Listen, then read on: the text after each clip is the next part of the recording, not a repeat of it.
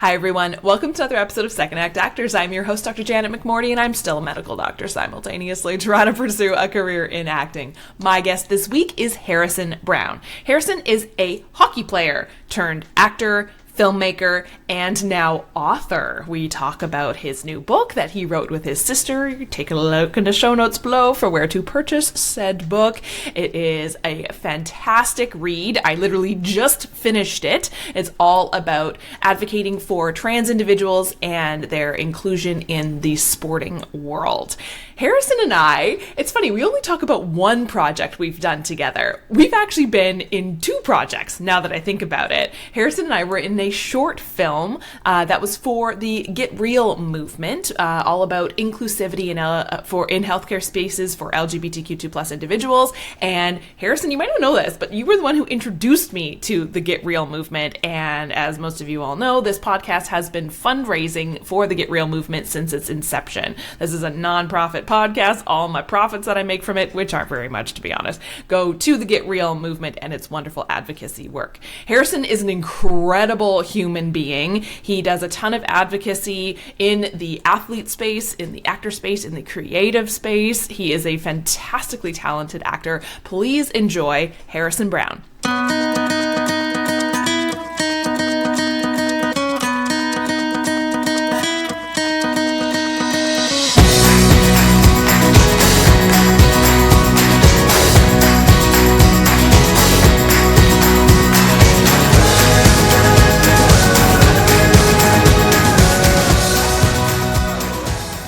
Tell me your story. How did you get into this crazy business?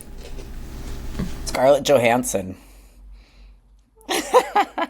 So I'm trans, and I was the first transgender professional hockey player, and I was really lost when I retired. I didn't know what to do with my life. I'd been a hockey player for 16 years. That was my identity. And at 24, I retired to undergo a physical transition because I was beholden to anti-doping protocol in my league. So I couldn't do testosterone, and I was jonesing to get on the tee and just begin my life. So I retired at 24, started taking testosterone, and I was like, great, what now? What do I do with my life? I never had a job before that. Like I had very little work experience, and my resume was quite lacking, and I was doing like job interviews and things like that, and nothing was sticking, and I was feeling pretty depressed. And then Scarlett Johansson tried to play a trans man, and it was this big outcry, and I was like, I think there's a gap in the market. And I didn't know any trans actors. Elliot Page hadn't come out at that point. And through hockey, when I came out, it kind of went a little bit viral. And I was doing documentaries. I was in front of the camera. I was getting mic'd up. And then I was also doing public speaking. So I was memorizing lines. And I was like, maybe I could try this. And I was under no illusion that acting would be easy. But I was like, maybe with like dedication, sacrifice, hard work, I could do that. And I was like, I know that as an athlete. So I just kind of took the lessons that I learned from the athlete, like being like, okay, I need to find a coach. I need to find a gym to train at, which is like acting classes. I need to like read lots of books, watch lots of movies, and like these tangible things that I could do suddenly gave me something to work towards rather than trying to interview for like corporate jobs and thinking of my life with a suit. And yeah, from there I was pretty hooked, and I loved the storytelling aspect and acting, and it was Scarlett Johansson. So there we go. Now, when you were growing up, were you a creative kid? No, I was all athletics. Like I never did drama. I really was just tunneled into hockey. Like I missed so much school, and like I wouldn't have had any time for like extracurriculars or plays. Like I think I did one little summer camp called Starbound when I was like 6 or 7 with like a friend, and that was like my first taste of like being on stage, which I enjoyed. Like I think I was a little bit of an attention seeker as a kid. I was a troublemaker in class and things like that, but nothing really translated past that. It was just hockey. Mm-hmm. I mean, both your careers, hockey and acting, are extremely risky to, the general public. Right? Like, this is not a stable career path at all. Neither of them. Did you have anyone say to you, like, no, like, what are you doing? Go be an accountant? No, I actually didn't, which was crazy. I think my mom was an artist, and my dad really enjoys like music and things like that. Um, and for me, like they really supported my hockey career. It was like like financially and like and emotionally, and drove me to like all my hockey stuff. But then when I wanted to do something else, like acting and stuff, they were like, okay, cool. Like I guess there was like some imposter syndrome, like telling it to like my sister or like my friends, to be like, I want to be an actor. Like I did feel delusional. I did feel delusional, like at first, like, and especially starting something, like it's crazy to think that starting at 25 I felt like I was too old, or 26 maybe I thought I was too old. And we're just like inundated with messaging, like 30 under 30 lists and like all those things, that people are too scared to even try new things out of like out of like a fear of looking like a fool. But for me, I had lived my life and trying to think about how other people would view me, and like keeping my identity as trans as a secret because I was afraid of what people would think.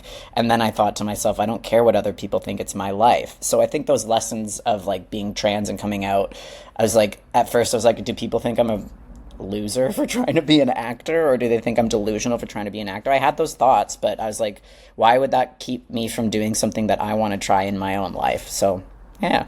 Yeah. And I think what's interesting when I talk to athletes, like especially people like yourself who are like athletic at a high level, and then, you know, most athletes retire at an age where everyone else in the world, in the first world, is just starting their career, and already you're having a, you know, an ending, right? Like a death, a grief, like here your job is now over. Now you have to like post retire what, and you're in your 20s.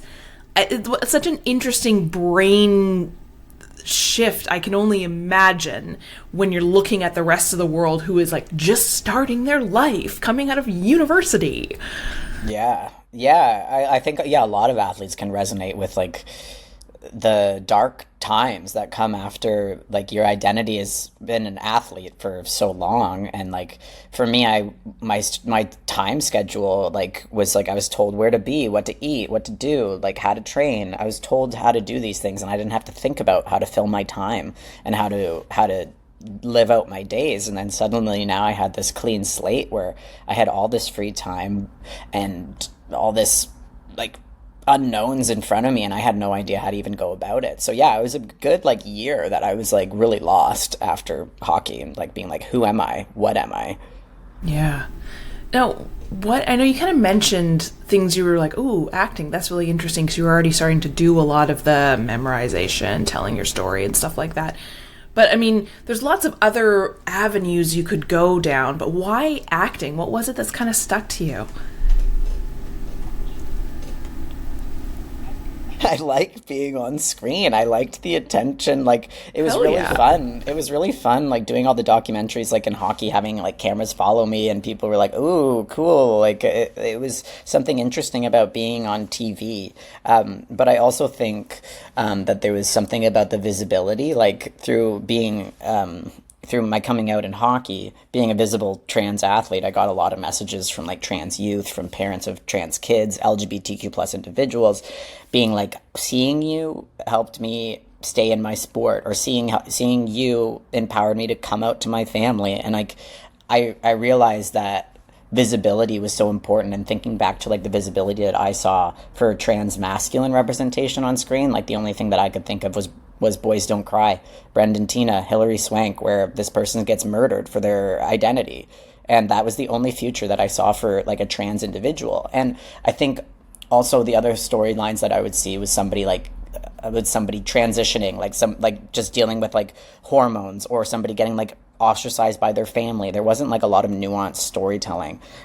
So for me, I really wanted to share a story of like a trans person that's just past those really acute stages, like a trans person just living their lives like a 3D character.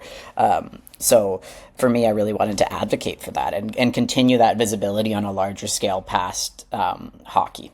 Yeah, for sure. Now, have you had the opportunity to do that within an industry that can be very kind of like tunnel visioned of who they want and what they want it to look like? Absolutely. I think at the beginning, I'd be remiss if I didn't say that I wanted to people please and try to find out what the casting director wanted, what the director wanted, and morph myself into these different characters. Like as some characters that were like pre-transitioned. So for me, I'd take testosterone, my voice is dropped, and sometimes I'd be like, okay, I have to make this, like I have to raise my voice to like make sure that I like fit in with this character and stuff like that. And then there was a lot of auditions that I got with just my character being barred from a bathroom, and that was like their only like arc. So for me, I started turning down those auditions, and I started turning down those opportunities in a way, and just being a little bit more judicial when it came to what I was going out for. Like, mind you, I don't have a ton of choice. I'm not at that stage yet. But I have felt empowered to turn down characters that I'm like, this storyline doesn't do anything to create representation for the character. But I also think like, and this is probably universal for a lot of actors, is like as soon as you stop worrying about what somebody wants to see you instead of just bringing yourself to the character, I found that was something that was really empowering to start doing. And I also auditioned for like cisgender characters as well, and being like, okay, I'm a shorter man, I'm not maybe I'm not what they want out of like this macho, like sometimes I go out for hockey things and it's like I'm not like this macho like 6 foot tall hockey dude. I'm like I'm a very good hockey player, but I'm 5'4" and I don't necessarily look like it. So for me, taking out that imposter syndrome that I still have to check myself, but just finding ways to bring more authenticity and more authentic representation like I did through hockey has just been this constant theme throughout my life. Yeah. Have you noticed a change in the industry? I mean, for better, for worse, or has it just kind of stayed the same since you've been in the industry? I think so. Like, I am seeing more care being brought into the characters, but I think we're also seeing more trans people brought into the writing rooms, and more trans people brought to the table in terms of how these characters are being crafted. I don't know. I haven't seen too much right now. It's been a little bit slow with like what's going on with the trans community, like after the U.S. election. I haven't seen the ripple effects with that. But I do feel like in sports right now, there's a 2-step backward approach with trans representation and trans inclusion. I hope that that's kind of the backwards effect in projects now that want to advocate for this community and create a lot of empathy and awareness for this community, because we need it the most right now. But I haven't seen it come into effect yet, but I do think that there has been more care for these characters and larger characters and different types of storylines of just a person who just happens to be trans instead of like a trans person. Right. Yeah. A project that both you and I were involved in that I'll never forget was Why the Last Man. And yes. That was a fascinating, I mean, may it rest in peace. I wish it had gone on longer. I mean, I know there were many issues, but that was an interesting, like a thought experiment for the world, I thought. And like, you were great in it. I remember like, it was just such a fascinating concept. Like, do you have any memories from that shoot? I'm just saying that because I was like, this was my first time ever on a film set, was Why the Last Man, and I got spoiled because it was just fab. Well, yeah, no, that was my first union gig. That's what I got my first credit. Same. Yeah. Oh, amazing. Yes. Congratulations. Likewise. Hell yeah. But it was a dream. And like thinking back to like the trans representation that I had seen previously, Elliot Fletcher was the only other trans actor that I could point to. He had a role in The Fosters and Shameless, and the first representation of a trans man that was around my age, and I was fascinated by him. And he was definitely one of the inspirations of getting into acting, and he was my scene partner. I was in the first union gig that I got, in the first TV show that I got.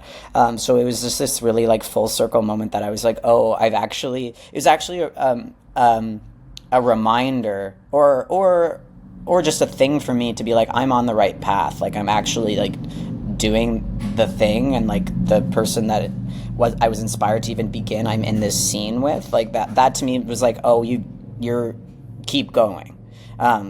mind you, there's been a lot more no's than yeses since then, and there's been a lot more questioning of, is this the right thing, since then. But that was a really great moment for me to have at the very beginning. But it was an amazing show where, for those of you who don't know, it's centered around like a epidemic where everybody with a Y chromosome, which is mostly cisgender men, are eliminated from the world in like this plague-like thing, and everyone just dies, and there's one guy. But it was a world filled with transgender men, cisgender women, people from like really diverse backgrounds, and it was a really innovative show that definitely should have not just gotten one season. R.I.P. But yeah, it was a great experience. I loved it. Yeah, and it was such an interesting thought because like your characters were hoarding tea, right? Like going to these, like of course, and like in the apocalypse. And I remember telling people about the show, and and being like, yeah, like this is a part of it. Like of course that would happen, right? Like, like it was so interesting. Yeah, well, for me, like the reality of that, I was like, oh my gosh, if I couldn't take testosterone, that would suck. And I was like, I would be hoarding this. I would want to do this. Like, that reality of like, I'd be like, that to me, I was like, this is a little bit too close to home. Yeah, I bet. Yeah. Do you notice anything that you've brought in from your career as an athlete into now your career as an actor, public figure? Have I brought in anything from hockey? Yeah. Yeah, I would say like, especially now, like I've written a book with my sister. It's called Let Us Play, Winning the Battle for Gender Diverse Athletes. Little plug, available wherever you get your books. I'm going to put a link to where to get it. Thanks. And also, I appreciate it. And also a short film that I finished that we're just submitting for festivals right now. It's called Pink Light, and it centers around a trans hockey player at 2 stages of his life. And for me, I thought that I had to kind of leave sports behind to really dive into acting.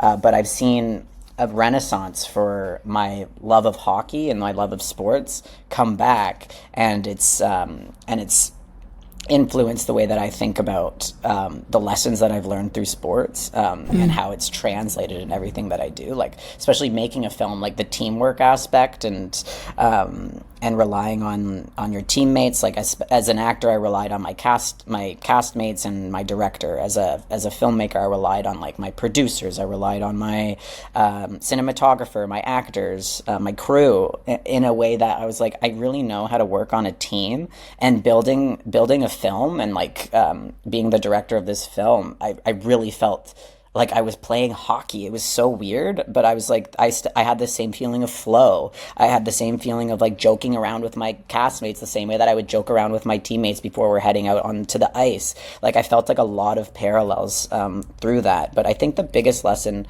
that I have like through hockey was like, I didn't always love hockey when I was doing it. Like the training wasn't always fun, and like there were some games that were bad, and like but I kept going because I just had this like thing that I was like, this is what I'm doing. I enjoy this sport. I don't always have to love it, and I think I've carried that on with acting, because there's like this messaging that stopped me from really diving headfirst into acting, was like, if you can't do anything else, if you don't love it, if it's not something that you shouldn't do it, don't do it. And I was like, I never had that magic like thought in my head with hockey. I don't need to have that magic thought with everything that I do.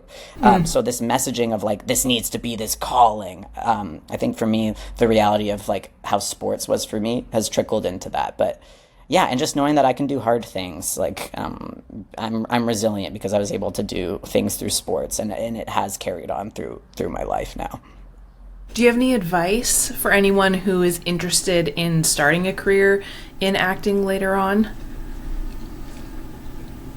Yeah, I don't do it. No, just kidding. If you don't do anything, you have to love it. Only it. No, I would just say that I think it's a really great way to get to know yourself. I thought that I knew myself pretty well for being trans and really have to interrogate like my inner feelings and things like that. But through acting, really interrogating why I'm doing things, what was my motive behind it, really getting underneath characters has really helped me feel like really grounded in myself, but also also understanding humanity in a new way. Like, I think it's just created these pathways for empathy, and like you don't have to do it professionally. Like just thinking of like the classes that I took, like improv classes, yelling, singing, rolling around, getting back to like the childlike things, like I don't know, like doing animal work, like roaring like a lion, crawling on the floor. Like there's something really joyful about getting back to your childlike roots and not taking yourself so seriously. So I think that like when you come at it from that approach, it's really quite fun. And like, sure, if you get to do some TV, if you get to do some movies and things like that,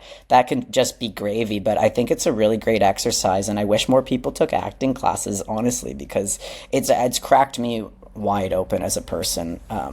But also, yeah, don't let little voices in your head stop you from doing it. Like if you have an inkling, if you even want to try it, take an acting class. Just try it. Like it's a few $100. Like throw it around, and if you enjoy it, then come back. But there's no pressure. Like I think the curiosity to try something new, you should always explore it. Yeah. Did you feel, was that the reason why you decided, like, was that one of the reasons why you decided to venture into writing, into being, like, you're now a published author? Like, tell me about that. Yeah, that's pretty crazy. But also to reiterate, I wrote it with my sister, so I didn't do it alone. So cool. Yeah. For me, like, I never had a dream of being a published author, but I think it was just kind of pivoting a bit. It was just this rhetoric around trans people and this rhetoric around trans participation in sports, and just thinking back to what sports meant for me. And like, I would not be here without sports, and like thinking of the life lessons that I have, the friendships that I still carry, and the self-worth that was instilled in me through sports, was paramount to my development. And I know like a lot of people feel that way, and like, sports is so enriching for youth, and now we're seeing youth being barred from even trying to participate in sports, and we're just seeing it become this crazy way to eradicate trans people from life. And I just thought that like, how can I create empathy for this community? And that's through storytelling, and storytelling has just been so fun for me to do through acting, and through hockey, storytelling, sharing my story, and then writing my own projects, and then writing my own book. Like it's just all been a source to how can we put a face to the terms that people are afraid of, and once we can kind of do that, we can humanize this community. So for me, it's all just been, how do I humanize this community that I'm part of, that is so resilient but so misunderstood? We need to change things. Yeah. Something that I just thought of thinking about, like, you've done a lot of things that require, and this is kind of a little off topic, but I'm really curious your answer. You've done a lot of things that don't have like a clear pathway to success. Right? It's kind of like socially defined. You know what I mean? Like hockey player. Okay. Like you don't go to hockey player school. Well, kind of you do. But you don't get like a certificate saying, congrats, you now can go play at a high level. Same with acting, same with directing, same with writing.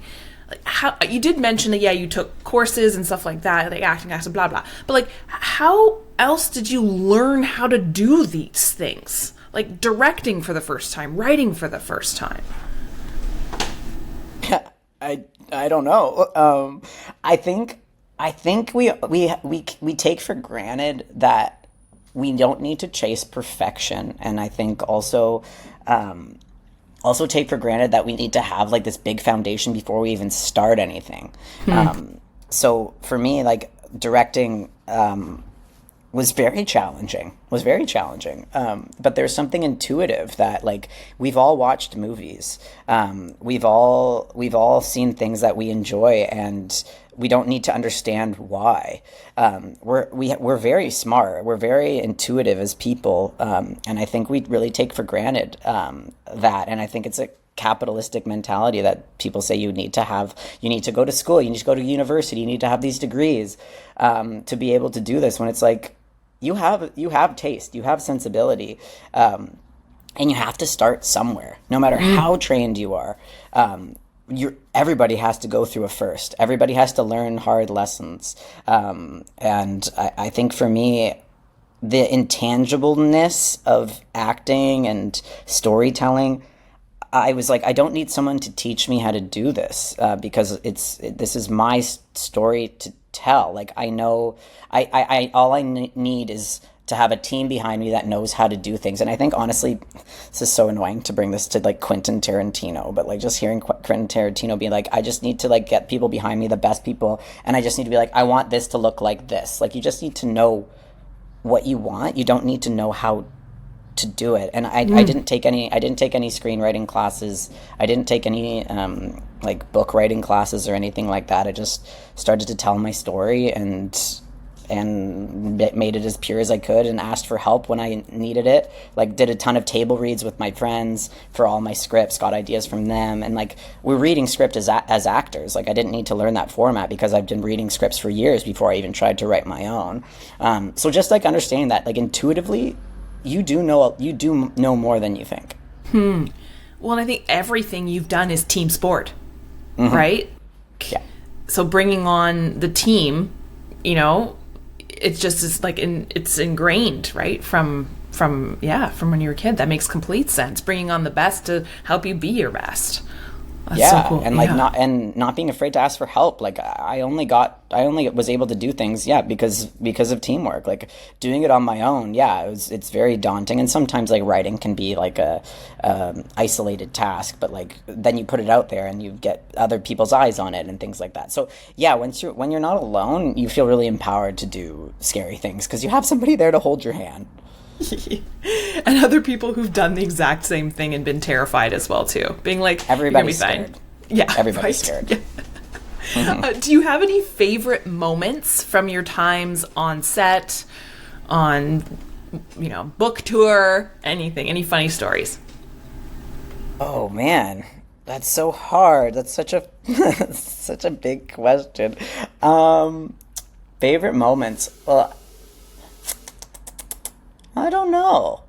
I think one of my favorite moments was directing and seeing what I wrote like come to life through other characters, and like I wrote it with my partner, and we were able to just like watch it come to life, and like see the actors that we brought in like improv in some things and surprise you, and I think seeing the final image of my film was something that was really really powerful for me. I think that was probably the biggest thing. I'm hooked now. I can't wait to make another one.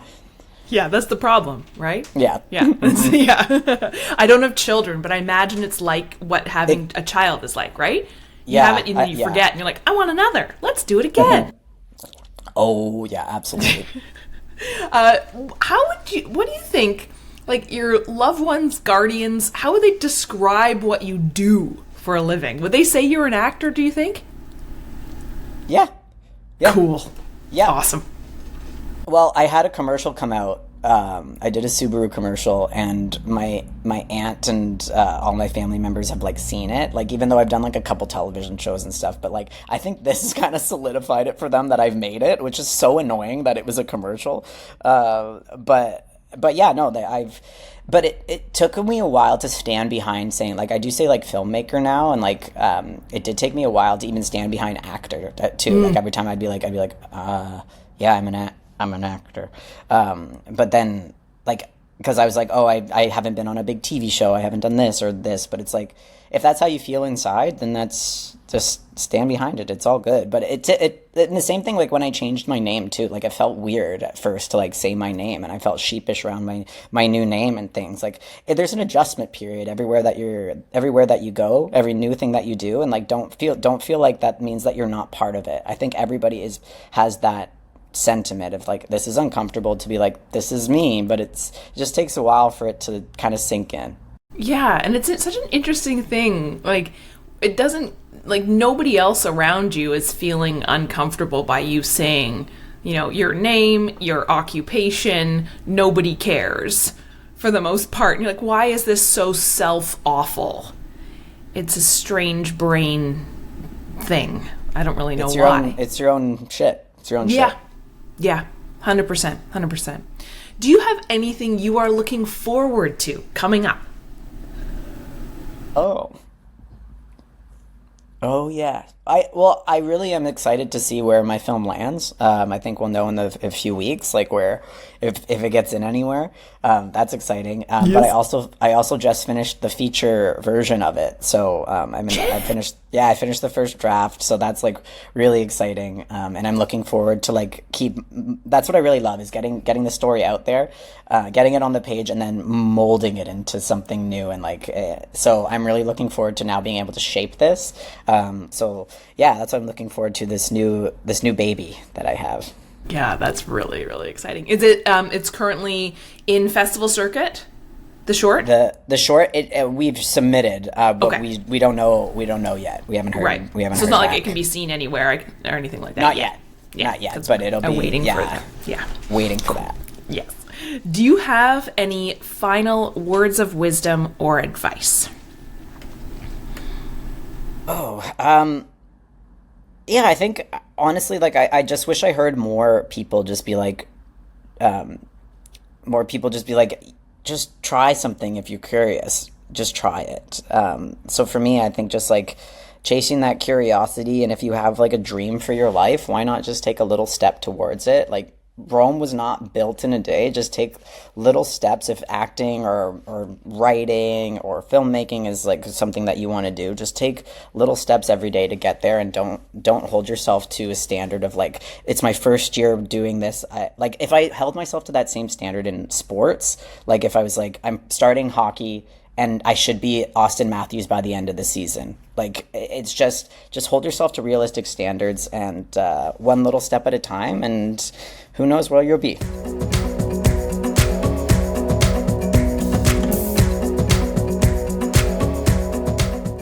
Thank you, everyone, for tuning in, and thank you, Harrison, for being my guest this week. Thank you so much for taking the time out of your busy schedule. Y'all, he's like promoting his book left, right, and center these days. Thank you for taking the time to chat with me and with my guests. Like I said in the intro, there's a link in the show notes below for you to take a look at where to purchase the book that Harrison wrote with his sister. Highly, highly recommend it. And keep an eye out on the festival circuit. Fingers and toes crossed that Harrison's film will get into one of the festivals, and we will be able to witness the greatness. And I hope you all will tune in next week for another episode of Second Act Actors. Bye!